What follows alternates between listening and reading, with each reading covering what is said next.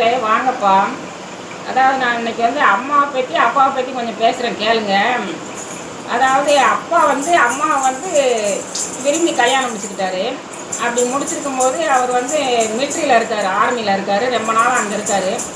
அங்கே இருந்துக்கிட்டு இருக்கும்போது மொத்தத்துக்கு 15 வருஷத்துக்கு 9 வருஷம் அங்கே இருந்திருக்காரு.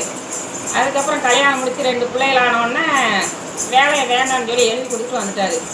அப்படி வரும்போது அம்மா வந்து நீங்கள் எல்லா உலகத்தையும் சுற்றி பார்த்துட்டு வந்துட்டீங்க, நான் வந்து எந்த நாட்டையுமே பார்க்கல, அதனால் என்னை வந்து ஏதாவது ஒரு ஊருக்கு கூட்டு போய் காமிக்கீங்களா?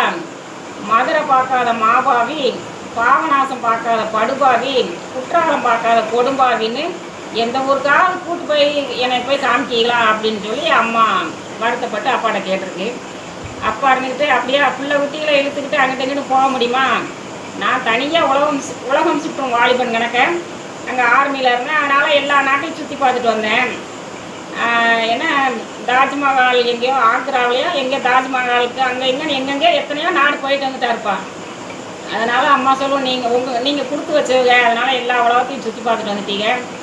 நான் பட்டிக்காட்டில் பிறந்து இப்படி நல்லா விவசாயம் கணக்கு மாப்பிள்ளைக்கு வாக்கப்பட்டோம், எந்த ஊரையும் பார்க்கறதுக்கு எனக்கு கொடுத்து வைக்கல அப்படின்னு சொல்லி அம்மா அதை சொல்லிக்கிட்டே இருக்கும்.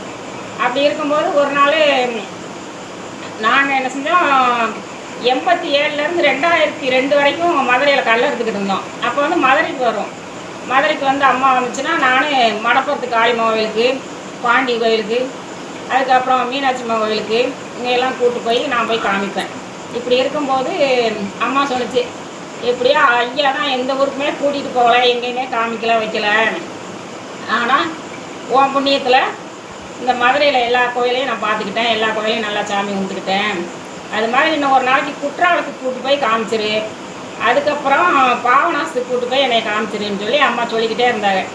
அப்போ நான் சரின்னு சொல்லிக்கிட்டே இருந்தேன். சூழ்நிலை காரணத்தினால போக முடியல.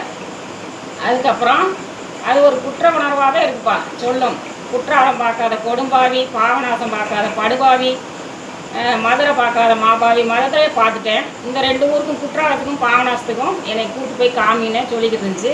கூப்பிட்டு போய் காமிக்க முடியல பார்த்துக்கோங்க. அதுக்கப்புறம் அப்பா வேறு 2017 திடீர்னு இறந்துட்டாரா. அதுக்கப்புறம் அவருக்கு 1 வருஷம் ஆனவுடனேயும் ராமேஸ்வரம் போய் அங்கே போய் தீர்த்தம் ஆடிட்டு வரணும்னு ஒரு ஆசை. அதுக்கப்புறம் நாங்கள் பிள்ளைங்க எல்லோரும் அம்மாவை கூட்டிகிட்டு போனோம் ராமேஸ்வரத்துக்கு. ராமேஸ்வரத்துக்கெல்லாம் கூப்பிட்டு போயிட்டு வந்தாச்சுப்பா. அதுக்கப்புறம் பாருங்கள், இந்த குற்றாலத்துக்கும் பாவநாசத்துக்கும் கூட்டிகிட்டு போக முடியலை.